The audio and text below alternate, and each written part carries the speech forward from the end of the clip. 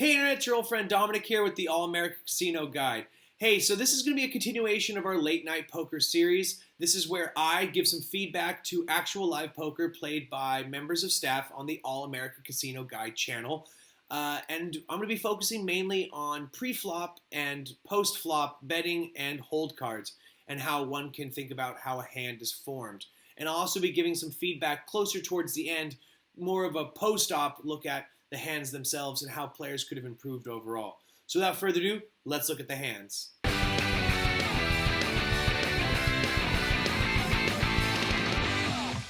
Let's look at the first hand. Okay, so we only got 4 players here, but it looks like Cowpoke Kyle's on suit with hearts, King 5. I'm sorry, 10-5. But I'd say Kirk Hassan's the big hand with Jack King. Ace 8 with Cinderella, that can't be underlooked either. Robo Clubs 2-9. I mean, this is going to be a hard one to look at. So let's go ahead and just see how it plays out. All right, so Cowpoke Kyle is going to call the 100. I mean, it's pretty much standard here. All right, 9, Ace, Queen, all hearts. So Cowpoke Kyle has an ace high flush right now. And let's see. Wow. Kirk Hassan has a slightly better flush in the making if he can get one more heart. This is just fascinating to watch. Okay, pair of aces, Cinderella bets 100. Cowpoke Kyle doesn't want to play his hand too early, but he's going to throw 500 out, really declaring, I have a great hand. Okay, 900 coming from Kirk Hassan. Robo Club's completely out of hand because he's got a pair of 9s. There's an ace and a queen on the board and 3 hearts, and he doesn't have any of them. So he gets out of the hand. Very smart, very smart. Cinderella, equally smart, gets out of the hand. Let this be a battle between these two. Okay, Cowpoke Kyle, no help there, but it's some actual help for Kirk Hassan.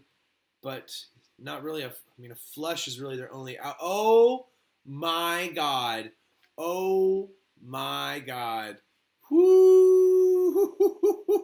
This is going to be so sad when it happens.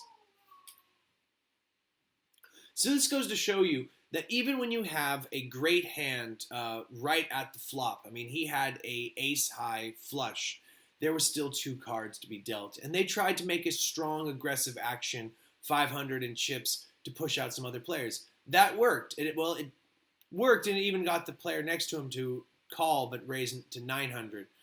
Which I think was more effective in getting the last other 2 players out of the hand. Ultimately, he was trying to just win the pot, which is a solid strategy. But there were 2 more cards to be dealt, and the fact remains, you didn't have the best flush possible with the whole cards you had.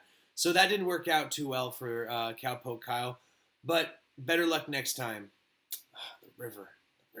All right, so let's take a look at this hand. It looks like King 5. It's my favorite hand. You know that if you watch the channel. 2-3 offsuit Robo Clubs. 7-3, 5-10. Okay, looks like a bunch of really bad hands. King 5 is going to be the winner. I can have a good feeling about this. All right, so let's see how this plays out. Kirk Hassan with the big King 5 decides to go with $100. Yep, all right, Robo Clubs. Chasing that 2-3, you got to be in the hand to win it. So throwing $100 in, that's what you do. Cinderella decides to get out of the hand. 7-3, not a great hand overall. Queen, Jack. See, King 5, still the high hand. That's the important thing here. I was right at this point in time that King 5 was the high hand. Looks like everyone's checking around the board. Nobody wants to do nothing. Okay, 2 of diamonds. That puts Robo Clubs at the turn at a pair of 2s. And bets 100. Okay, that's just enough not to scare anybody away. But it's also 2 pair. Okay, and now 3 of a kind. That becomes a full house for, of course, Robo Clubs. Okay. This is rather interesting. Okay. 2000's the bet. Everyone folds.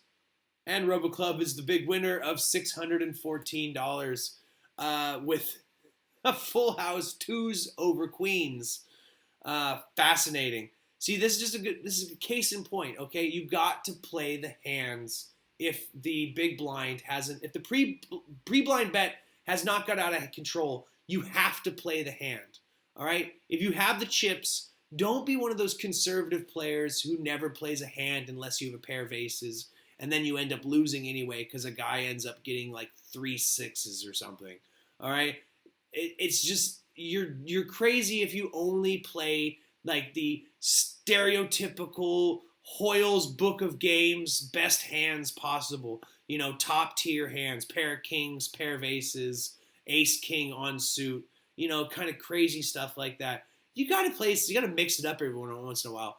The biggest pot I ever won, I won with 5-7 offsuit. All right, I'm just saying. You have to play crazy hands sometimes if the numbers support it. In tournament play, it's almost a requirement. In cash games, it's a little bit more of a decision based on hand by hand and how much you've been bleeding chips. If you think a great hand is on the horizon, then go ahead and chase that. Next hand here, looks like RoboClubs has a big pair of 8s, Cinderella pair of 5s. Since 5s are so near and dear to me, I'm gonna say it's the winning hand. No, because I can see right now that Cowboy Kyle or Cowpoke Kyle has 5-9, so the other 5 spoken for. Kirk is on 3-9. All right, so RoboClubs pre-flop. I would actually make a big bet pre-flop with a pair of 8s. I would. I honestly would. Try to suck some people out of the hands. Doesn't want to tip his hat too much. At least make an announcement. You have a great hand. 4 King 7. These are all spades. So, okay, 7, 8, 9, 5 clubs. There's 4 clubs now in Cowpoke Kyle's hands. It's gonna be interesting if another club comes. Looks like they're staying in. Okay, a king. So now it looks like 2 pairs. No, full house. Full house RoboClubs. I forgot to mention that. Once that 8 showed up, I lost all interest because I knew the pair of 8s was going to win. So now it's a full house, seeing how they play the hand. 1,000, 3,000, 5,000. I'd be concerned about another king. King 7. All in. All in.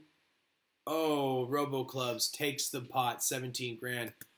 I mean, obviously we know RoboClubs had the great hand there, but still looking at the hand, looking at the community pool overall, there were 2 kings out there.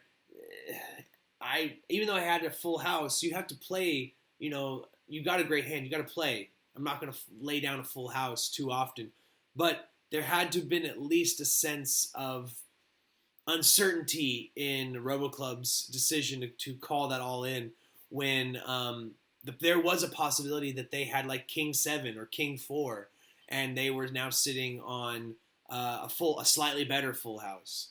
So I'm very hesitant about all-in bets when there is even a slim chance statistically that somebody has a better hand. The only time that I will take a gamble that somebody has a better hand than me, but they don't have it, is if the only hand that can beat me right there would be a straight flush. Sometimes I've been in hands where I have a full house, and the only hand that could beat me would be a straight flush, and that is actually possible with the cards that are on the table. It's rare. It's a very rare occurrence. But when it did happen that one time, I was like thinking to myself, am I really gambling on the odds of them having a straight flush? And I was like, I'm willing to take those odds. I'm willing to take those odds. So the next hand here, it looks like everyone's got crap. Wow, 8-9 offsuit looks like the best hand. Yeah, wow, just a bunch of junk. No, nothing on suit. Oh no, sorry, 6-3 on suit. Cinderella with clubs. All right, let's take a look how this plays out.